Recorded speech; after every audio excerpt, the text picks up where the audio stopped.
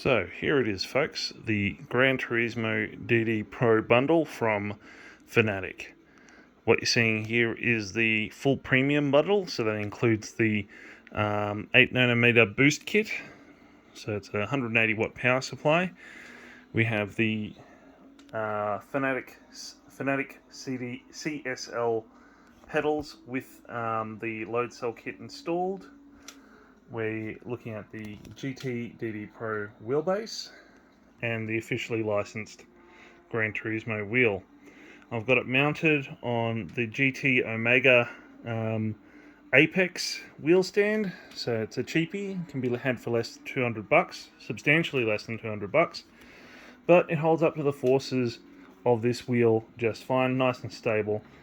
Just using it in my living room with the dining chair as opposed to my hardcore sort of setup upstairs, which is still, using an office chair and all, but that's on the Next Level Racing Wheel Stand DD. Now, general comments. Let's start with the pedals themselves.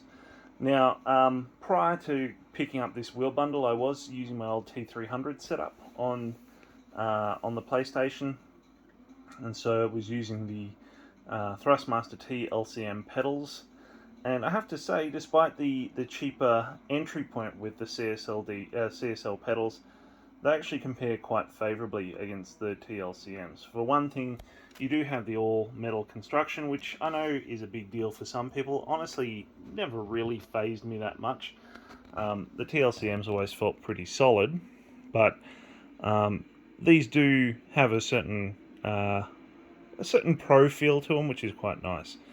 What's really interesting though is the load cell pedal. It doesn't have a huge amount of deflection, but it does have a nice firm 60 kilos set of bumpers on the back of it, and that leads to a really nice stiff brake.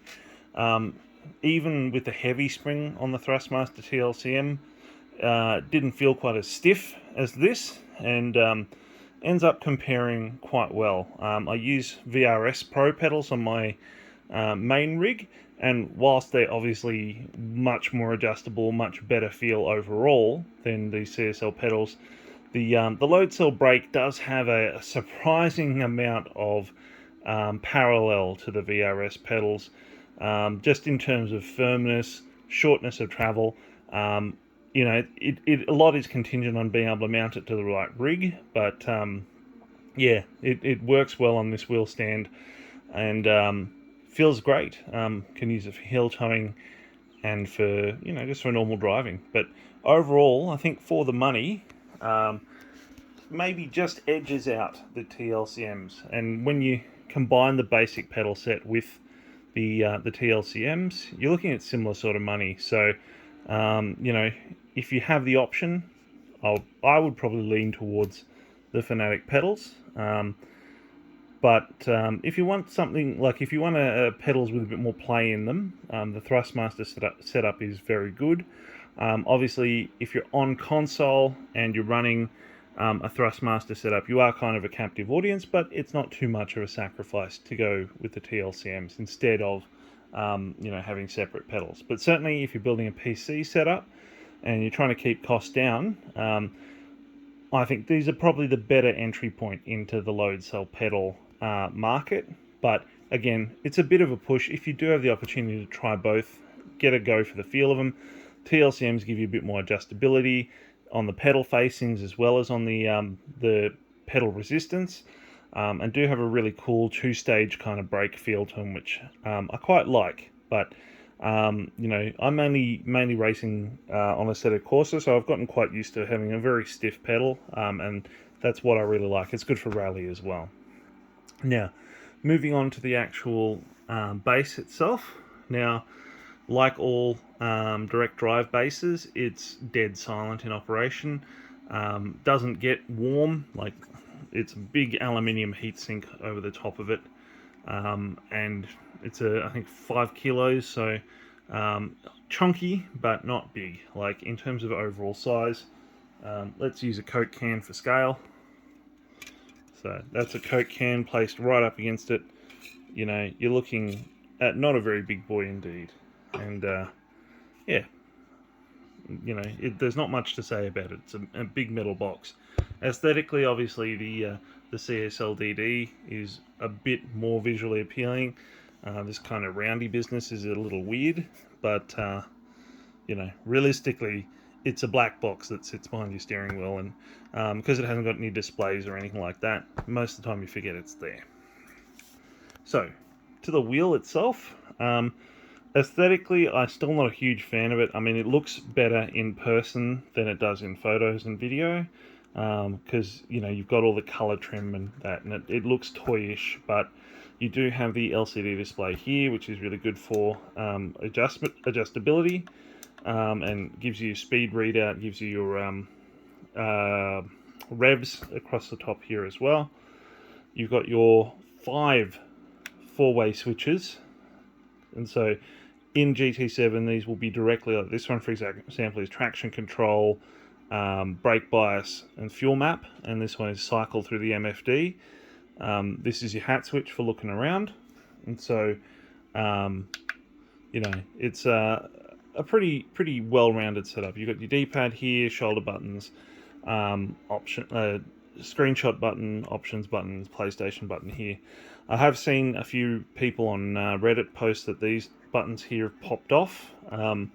They're pretty, like, they don't have a huge amount of travel, so you kind of have to be, I guess you'd have to be manhandling them pretty severely to make them pop off. The only one you might really use during racing is this one here, which is the Nitrous Button by default if you're doing drag racing or things like that. It's rubber trim, and the rubber combined with the small size, like this is my outstretched palm here, so from pinky to thumb covers the full thing. It's not a big base, it's a bit toyish, which helps for packing it away. The other big benefit too is that it gets, like, being quite a small rim, it actually gets quite a lot of oomph out of the wheel. I think putting a bigger rim on, like the Club Sport RS on there, might dilute the force, but I haven't tried it. Like, I definitely should give that a whirl. But I think I like it more than I thought I would, because it does, like, the actual plastics that make up most of it are the plastics are automotive grade, like they're glass fiber plastics. So you get you know, it doesn't feel flimsy, doesn't creak or make weird noises or anything like that when you're driving. There can be a little bit of play in the QR light. Like, I haven't had any play. It's quite a nice, strong connection. But you know, your mileage may vary. But I do get a little bit of a clunk when it's all the way over here and there's a bit of force. But honestly, I could do the tape mod if I was really worried about it, but I don't know if I'll be using it that frequently that I want to start messing with it. So yeah, overall my impressions of the wheel are better than I thought they would be. And overall I think it pairs well with the base. You know, it looks decent in person, it feels good underhand. Because all of it's relatively dinky size-wise, I haven't really been using gloves with it.